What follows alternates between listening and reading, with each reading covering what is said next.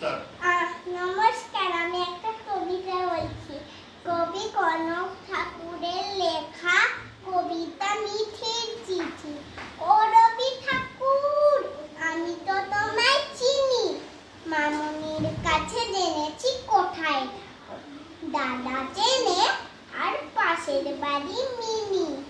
তোমার বাড়ি যে কলকাতা জোড়া থাকো, সহজ পাঠে তো তোমাকেই শুধু দিদি সারাদিন মেতে থাকে নাচে গানে, কাকে দেখে যেন বলে আয় তবে সহচরী।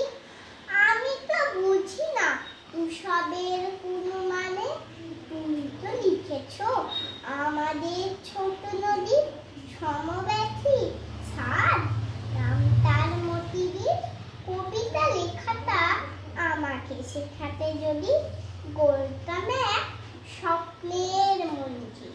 ফুল তুলে সুরা ফিরে যায় আনমনে, কোনোখানে তার হারাতেও নেই মানা। যে ছবি রয়েছে শান্তিনিকেতনে, সবটুকু লিখে দিও তুমি চিঠিখানা।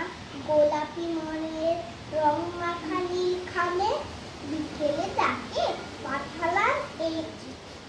আমি থাকি ঘন ছায়া ঘেরা মৌ গ্রামে, ইতি আদরের তোমারই